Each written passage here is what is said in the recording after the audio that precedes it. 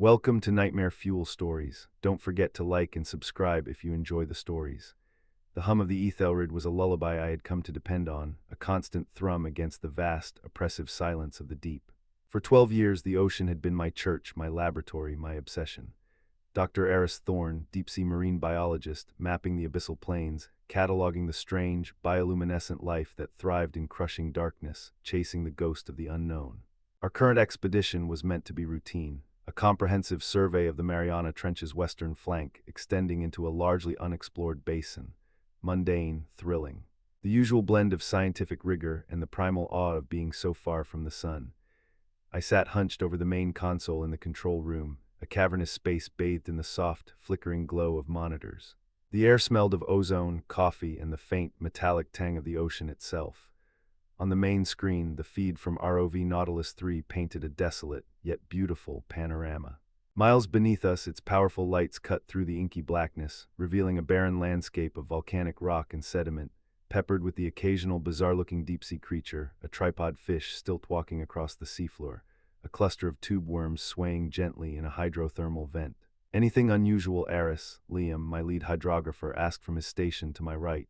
He was meticulously scrolling through bathymetric data, his brow furrowed in concentration. Liam was a solid presence, steady and pragmatic. Just the usual geological quirks, Liam, I replied, my voice a low murmur.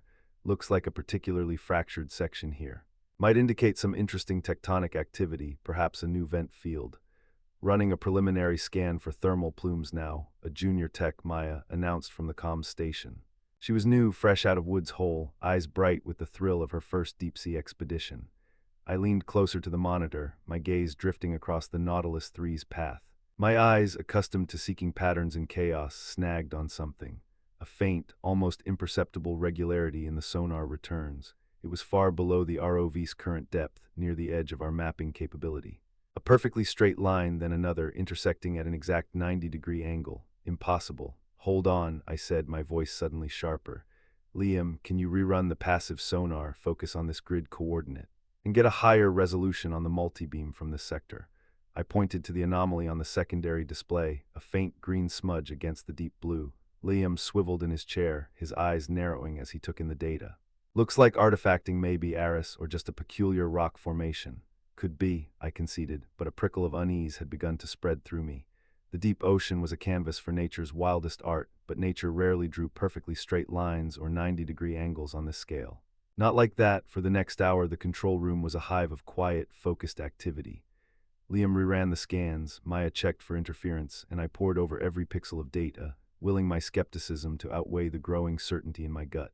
The anomaly wasn't going away. If anything, it became clearer with each pass. A series of parallel lines, faint but undeniable, extending for what looked like kilometers. It's not artifacting, Liam finally stated, his voice hushed. The readings are consistent across multiple frequencies. No seismic activity or known geological fault lines that would explain this kind of pattern. My heart hammered a slow, heavy rhythm against my ribs. Maya, bring Nautilus 3's trajectory down to that depth. I want a visual. Current depth is 82.0 meters, Eris, Maya replied, her voice a little breathless. This anomaly is showing at almost 95.0. That's near Nautilus 3's maximum operational depth for sustained observation. Then we'll make it a quick observation, I said, my eyes still glued to the coordinates. I need to see what this is. The descent was agonizingly slow. Each meter dropped felt like a mile. The control room grew silent, save for the rhythmic ping of the sonar and the whirring of the cooling fans. The tension was palpable, a live thing in the air. Liam kept glancing at me, his usual stoicism replaced by a flicker of apprehension. Even Maya, who had been bubbling with youthful enthusiasm, sat rigid, her eyes wide on the screen. The numbers on the depth gauge climbed. 85.0, 9,000, 93.0, then a flicker. A disturbance in the darkness that wasn't a fish, wasn't sediment, it was too vast, too deliberate. There, I whispered, pointing to the main screen. The ROV's powerful headlights, which usually illuminated only a small bubble of the abyssal plain, now reflected off something impossibly smooth, impossibly dark. It looked like obsidian, but it absorbed light rather than reflected it, creating a strange, unnatural void against the luminous backdrop of the Nautilus 3's beams. The camera zoomed in, my breath hitched. It wasn't a rock formation. It wasn't natural. Stretching out of the darkness, far beyond the reach of the ROV's lights, was a wall. A monolithic, perfectly straight wall of an unknown, jet-black material. It rose sheer from the seafloor, its surface so smooth it seemed to defy the very concept of erosion. No barnacles, no deep-sea anemones, no geological markers, nothing, just an endless polished expanse. And then, as the ROV adjusted its angle, another detail came into focus. A corner, a perfect, sharp right angle. And extending from it, another wall, disappearing into the absolute dark. My God, Liam breathed, his voice barely audible. It was a structure, and it was immense. The Nautilus 3 moved slowly along the wall, its thrusters kicking up clouds of fine sediment that instantly vanished into the crushing pressure. The scale was overwhelming. This wasn't a small anomaly. This was colossal. We tracked it for over 5 kilometers before the ROV's battery life and the strain on its systems forced us to recall it. 5 kilometers of a perfectly smooth, perfectly straight, perfectly black wall rising hundreds of meters from the seafloor. It's impossible, Maya stammered, her face pale. How old is it? What is it made of? I shook my head, my mind racing, discarding every known geological or biological explanation. I don't know. We need to go back down. We need to get samples. We need to map the full extent of this. Over the next few days, the Aethelred became a monument to frenzied activity. We deployed Nautilus 3 repeatedly, pushing its limits, mapping the vast, alien landscape that lay thousands of meters beneath us. What we found defied all reason, not just walls, but what appeared to be vast, interconnected structures. Like a city, but not a city built for humans, or any life form we understood. There were platforms that stretched for tens of kilometers, rising subtly from the abyssal plain. Towers, not pointed like mountains, but blunt and colossal, piercing upwards into the darkness. Archways perfectly symmetrical, leading to nothing but more blackness. The material remained inscrutable. Our attempts to get a laser spectrometer reading resulted in baffling data. Either the material was completely non-reactive to our probes, or it was absorbing the energy, returning readings that made no sense, sometimes even negative values. Attempts to chip off a sample with the ROV's manipulator arm failed spectacularly. The diamond-tipped drills shattered against the surface, leaving not a scratch. It's like it's not even solid in the way we understand it, Liam mused one evening, nursing a lukewarm coffee.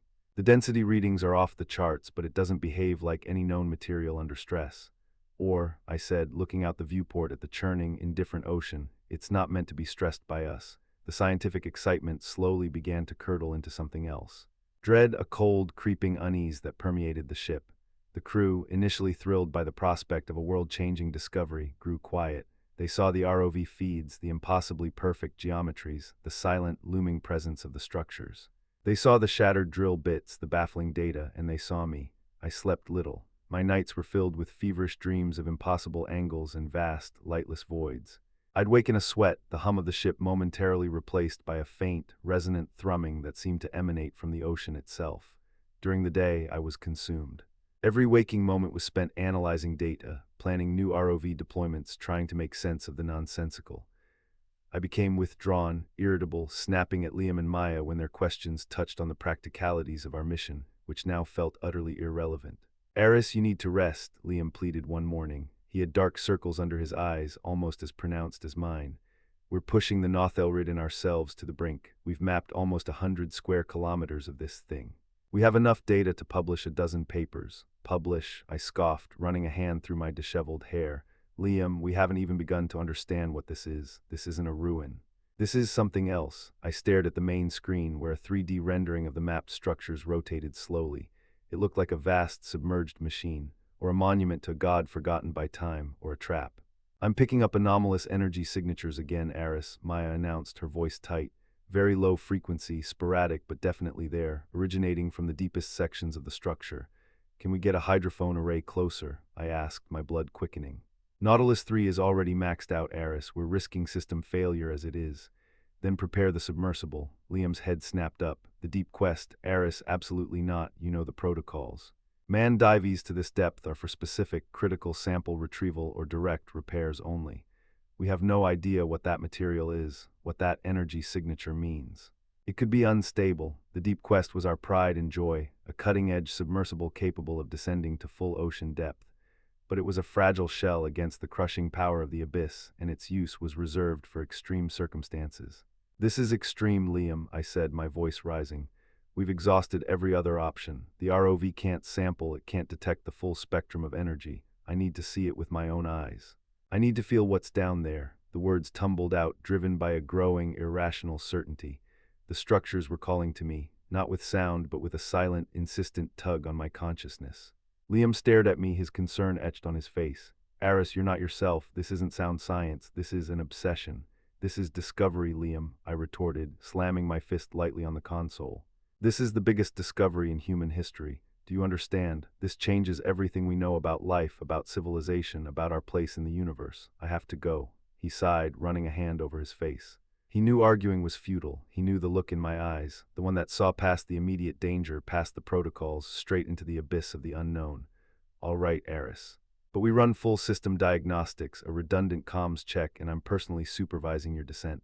And if anything goes wrong, you abort immediately. Understood, I nodded, a grim smile spreading across my face. Understood, the preparation for the dive was a blur of frantic activity and meticulous checks. I ignored the nervous glances from the crew, the quiet whispers. My mind was already thousands of meters below, communing with the silent Leviathan. As I strapped myself into the pilot's seat of the Deep Quest, the interior felt cramped, cold, and strangely comforting. The thick viewport, a seamless expanse of fused quartz, felt like a portal. Comms check, Aris, Liam's voice crackled in my earpiece, strained with worry. Loud and clear, Liam, all systems green. Good, starting descent. Godspeed, Aris. The hatch sealed with a pneumatic hiss, and the submersible began its slow, deliberate plunge into the black. The lights of the Aethelred quickly receded, becoming distant stars, then vanishing entirely. I was alone, suspended in a velvet void, the pressure building with every meter. The Deep Quest groaned, a symphony of tortured metal and stressed polymers. My heart pounded, a frantic drumbeat against the silence. The digital depth gauge ticked steadily upwards. 1,000 meters, 2,000. The water outside was an oppressive, featureless black. My own lights were barely strong enough to illuminate the plankton that drifted past like ethereal snowflakes. I focused on my breathing, trying to calm the tremor in my hands. This wasn't just a dive, it was a pilgrimage. At 8,000 meters, Liam's voice came through, a little clearer now that the initial noise was gone. Eris, we're picking up those low-frequency anomalies again. Stronger now. Do you detect anything? I closed my eyes, straining. Nothing. No sound, no vibration, just the hum of the Deep Quest. Negative, Liam. All normal here. Stay alert, Eris. Readings are escalating. The final approach to the structures was agonizingly slow. The Deep Quest was designed for precision, and I maneuvered it with a surgeon's care. At 9450 meters, the first faint contours appeared on the forward sonar. Not the smooth, uniform returns of the walls, but something more complex, deeper. Visual in 3, 2, 1, Liam's voice. My lights cut through the final veil of darkness. What I saw wasn't merely a structure, it was an entity. The walls I had observed through the ROV were merely the outer skin of something far grander, far more terrifying. They stretched upwards and outwards, forming immense, interconnected polygons. The material was still that absolute black, but now, a faint, internal luminescence pulsed within it, like dormant veins of frozen starlight. It wasn't a steady glow, but a slow, rhythmic throb, almost a breath. I steered the Deep Quest along one of these titanic walls. It was unlike anything organic or artificial I had ever seen. It felt less like something constructed and more like something grown from the very fabric of the abyss. The geometry was precise, perfect, but also somehow fluid, as if the entire structure was subtly shifting, rearranging itself on a timescale imperceptible to human eyes. My God, I whispered, pressing my face against the viewport. Liam, it's alive. What are you seeing, Aris? Liam's voice was urgent. The material, it's glowing, pulsing, and the scale, it's infinite. It goes on forever. I directed the submersible towards one of the towering formations, a colossal spire that seemed to pierce the darkness above. As I approached, the low-frequency thrumming Liam had mentioned suddenly became audible, not through the comms, but through the very hull of the Deep Quest. A deep, resonant vibration that vibrated in my teeth, in my bones. It was a sound that shouldn't exist in the vacuum of the deep, a sound that felt ancient, patient, and utterly alien. And then I saw it. Near the base of the spire, a section of the black wall began to slowly, impossibly, part. Not like a door swinging open, but like fluid geometry reconfiguring itself. Lines shifted, angles softened, and a void within the void appeared, leading into the heart of the structure. A narrow, dark opening just wide enough for the Deep Quest to enter. My scientific training screamed at me. Danger, unknown, retreat. But the insistent tug, the call, was too powerful. It resonated with the thrumming in my chest, a primal urge to delve deeper, to understand. Liam, I said, my voice hoarse, there's an opening. A passage into the structure, silence from the surface, then Liam's frantic voice. Eris, abort, repeat, abort immediately, that's an unknown variable, do not engage. I have to, Liam, I replied, my fingers already on the thruster controls. My conviction was absolute, this was the moment. This was what I had come for. The deep quest slowly edged forward, its lights barely penetrating the absolute blackness within the opening. The thrumming intensified, filling the submersible, becoming a part of me. The passage was impossibly long, the walls moving in subtle, almost imperceptible ways, guiding me deeper. My lights were useless here. The interior of the structure seemed to absorb them, leaving me in absolute, profound darkness. Then ahead, a new light, not the harsh white of my external lamps, but an internal, organic luminescence that radiated from the walls themselves. It was soft violet, then deep indigo, shifting to a sickly green, and with the light came shapes, not rooms, not corridors, not even conventional spaces. The geometry inside was non-Euclidean, mind-bending. Surfaces twisted, dissolved, and reformed. Walls seemed to curve inwards upon themselves, floors angled into impossible perspectives. It was like existing within a four-dimensional object perceived by three-dimensional senses. My brain struggled to process what my eyes were seeing, the internal monologue of scientific reasoning dissolving into pure, unadulterated awe and terror. And in the very heart of this impossible space, a presence. It wasn't a creature. Not in any recognizable form. It was a vast, sprawling network of light and shadow, shifting patterns that seemed to coalesce and dissipate, to form and unform. A web of luminous lines, like neural pathways on a cosmic scale, pulsing with the same ancient rhythm that vibrated through the deep quest. It was pure information, pure consciousness, and it was aware of me. My mind shattered, not violently, not with a bang, but slowly, meticulously, piece by agonizing piece. The presence flooded my consciousness, not with images or words, but with raw, unfiltered data. Concepts, memories that weren't mine. A scale of existence so vast, so ancient, that it rendered humanity, Earth, the very galaxy, into a fleeting, irrelevant speck. I saw patterns in the cosmic background radiation, in the dark matter that stitched the universe together. Patterns in the arrangement of galaxies, in the very quantum foam of reality. These structures, this city in the abyss, was not a ruin. It was a device, a mechanism, a heart perhaps, or a mind, a repository, a library, a prison. It had been here forever. It had always been here, before life on Earth, before the sun. It had merely been dormant, waiting, or perhaps observing. The thought, or the infusion of the thought, was horrifying. Humanity was a fleeting accident, a temporary anomaly on a cosmic stage controlled by unseen, unimaginable forces. Our science, our history, our aspirations, all child's play, meaningless. The thrumming intensified, becoming a roar in my head, a symphony of impossible frequencies.